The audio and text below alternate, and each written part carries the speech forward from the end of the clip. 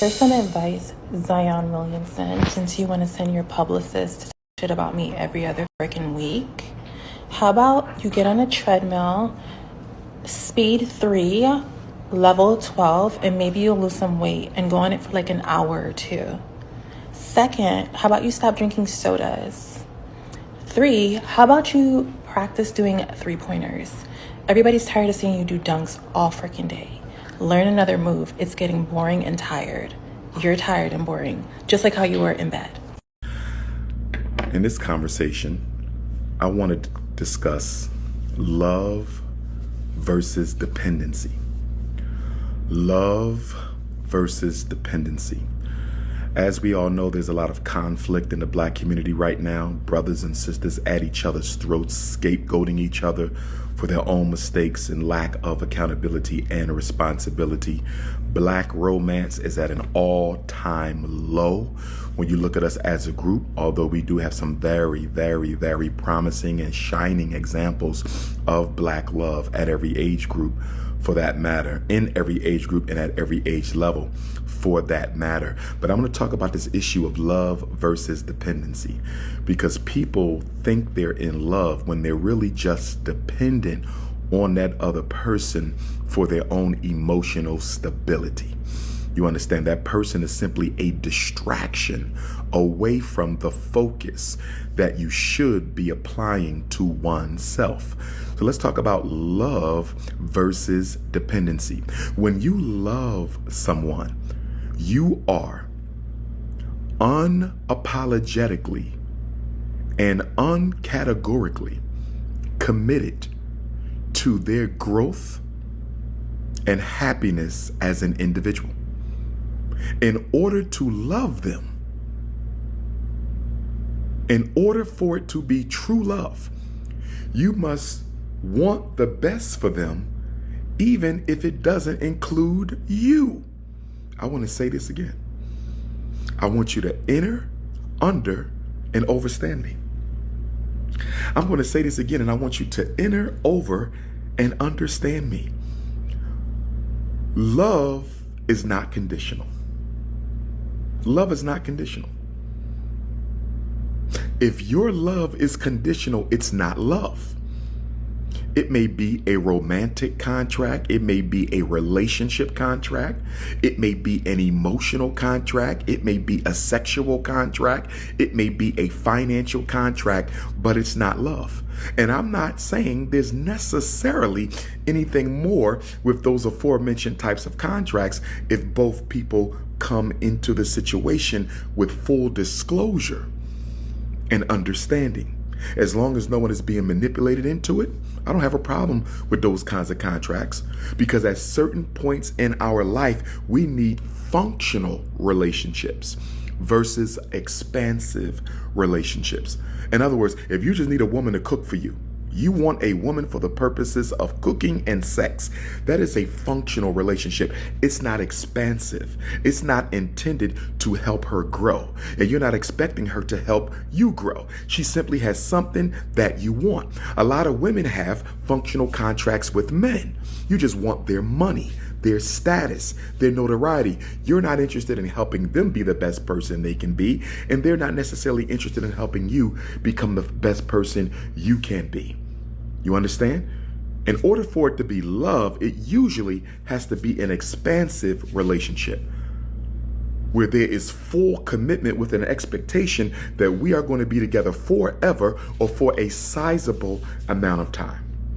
Love, for it to be true, is non-conditional. For example, the love I have for my race is unconditional. Whether you're a thief, whether you're a murderer, whether you're gay, whatever your issue is, I'm still going to love you because my love for African people is unconditional. I will hold you accountable. I will criticize you. I may have to dismiss you from my life, but I'm always going to love you. I'm not going to ever intentionally do something to undermine your happiness. I may do something to undermine the harm you intend to bring to the community, but it's never personal. I'm never trying to hurt you. When you love somebody, there is never an agenda of revenge. When you love somebody, there's never any type of an agenda to harm. Most of us don't love We're either in contracts with people. See, a business contract doesn't require love. Me and my cousin going to open up a sneaker store. That's my cousin, so there may be some love there. But I don't have to love him to open up a sneaker store. Me and my next door neighbor going to open up a landscaping business. I don't have to love him to go into business with him. Me and someone I graduated from college with, we about to open up some restaurants. I don't have to love her to open up the restaurants. It's business. Business doesn't require love. Business is functional. We're going to come together and build this business and work it together until we no longer want it, or until you no longer serve my needs, or the business no longer serves my needs. The problem with us, because we want the security that comes with another person believing we're in love with them or committed to them. We want the comfort and security that comes from the other person believing we love them, that we lie. A lot of us, we will lie to the other person and make them think we love them when we don't, because we just want the security that comes with the other person believing that we love them. Don't manipulate, don't lie. Don't manipulate, don't lie. There's marriages where people don't love each other. They say they do, but each party knows they're not in love. It's functional. You're a millionaire, I'm a millionaire. You need to protect your money, I need to protect my money. We really don't have anybody else we can really build relationships with that we can trust. So we're just going to come together, and we may stay married for the rest of our life. But because each of us is largely emotionally stable, we can tolerate each other across the lifespan. It's not love. It's respect, but it's not love. It is a contract. It is a relationship contract. That's it. Many of our relationships are just contractual. They're not relational. There's no commitment to the person. There's a commitment to what they bring. There's a commitment to what they can do. Why do you think there's so much trauma and drama when we break up? Why is there so much trauma and drama when we get a divorce? If that relationship was based on love, there would have been no trauma after the breakup. There's no need. There can be, if two people genuinely loved each other, but decided they can no longer live with each other, because that can happen. Oh, that can most definitely happen. You love each other, but you can no longer live with each other. You divorce, you break up. One person does something to contradict your expectations. He cheated, that contradicted your expectations and agreement. It's over. She discussed your personal business with her family that contradicted your expectations and agreement. It's over. But there's no need for drama. I forgive you, but I can no longer trust you. Let's go our separate ways. Give me a hug, give me a kiss. Let's make love one last time. It's over, but there's nothing bad I have to say about you. There's nothing bad you have to say about me. And more importantly, there's nothing harmful we have to do to one another.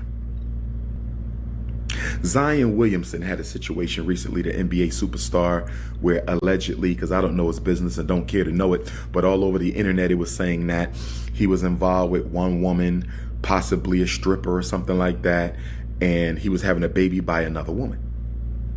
And when the stripper found out, she tried to destroy him. Why? Because there was no love there. There was no love and there was no respect. There was no love and there was no respect. Zion Williamson was functional for her. She was looking for money, status, stability, whatever she was looking for, maybe a long-term relationship. She had some expectations that he may or may not have dishonestly conveyed to her she would receive. And so she decided to destroy. If someone ever tries to destroy you, I can guarantee you they didn't love you. They could have loved you at some point and fallen out, but they didn't fall out of love because they found out you cheated. It don't work that way. You don't stop loving somebody because you found out they cheated. You may stop trusting them. You may end the relationship. You may no longer desire to be with them, but you don't stop loving somebody on the moment. Love is too deep a spiritual reality. Love, it contains too much energy. It does not end in a second. It takes time to get over love. You don't just wake up tomorrow and try to destroy the person you loved yesterday. It was not love. It was dependency. First of all, an emotionally imbalanced person can't love nobody right anyway, because they don't even love themselves. If you're dealing with mental illness, you can't love another person in a healthy manner because you don't even love yourself yet. You got people running around talking about, I love you. I can't live without you. First of all, when somebody says they can't live without you, when someone says they can't live without you, that's normally a sign of dependency. That's not love. Love is not dependency. I can love somebody and I can still live without them. Oh, yes.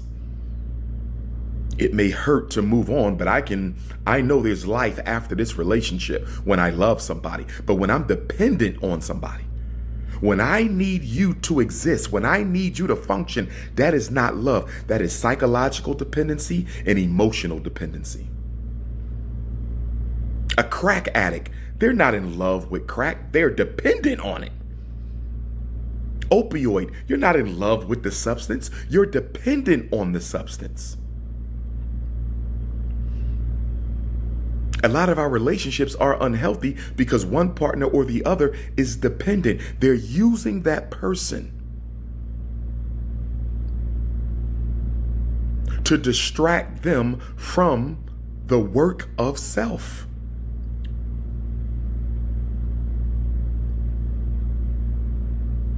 We assume people in a relationship are healthier than people who are not. That's not true. It all depends on the type of relationship they have.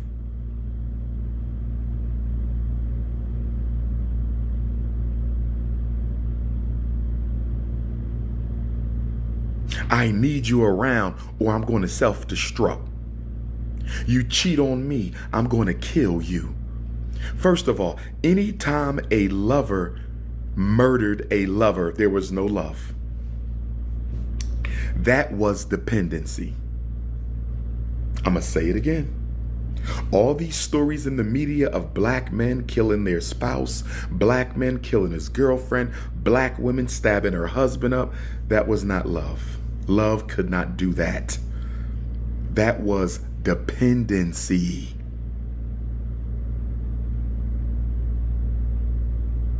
You were dependent on that person. And here's the sin of dependency. Here is the sin of dependency. The sin of dependency is the only person who's allowed to be overly dependent on anything other than the Almighty. The only person we're supposed to be overly dependent on is the Almighty. Once your husband, your spouse, your wife, your girlfriend becomes more important to your survival than the Almighty Supreme Ruler of the universe. When a human being eclipses the love, dependency, and attachment you have for God, you are now in a state of sin. This is going to go over some of your heads. And if you don't have a spiritual foundation, this will make no sense to you at all. Capitalistic minded, European centric Negroes, this won't make any sense to you. I'm going to say it again. Only the spiritually enlightened will understand this point. Your love for nothing on this planet, not your parents, not your children, not your business, not the Frederick Douglass Marcus Garvey Academy, nothing on this earth, not your dog, your home, your car, your bank account, your money, your savings, nothing, the sex that you get from that woman, nothing, the sex you get from that man, nothing on earth should exceed the love, attachment, and dependency you have on supreme consciousness. If you love that woman more than God, first of all, it's not love because it's unhealthy. It's detachment. It's dependency. You are now in a state of sin because that person has now become your God.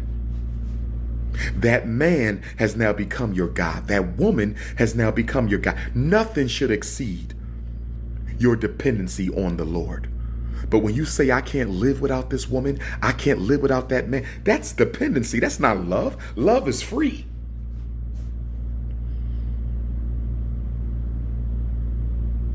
Love is complete commitment to the other person's best interest. Love is a charitable act. Love is never selfish. Love is a charitable act. When you're in love with somebody, you're committed to their best interest independent of your own. That's love.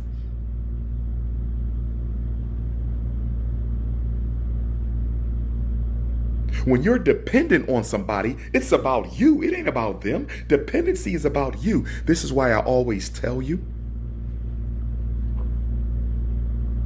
emotionally unhealthy people are spiritual vampires. Why would you get into a relationship with one? Emotionally unhealthy people are spiritual vampires. Why would you get into a relationship with one? Emotionally unhealthy people are spiritual vampires. Why would you get into a relationship with a spiritual vampire? You must have dependency problems as well.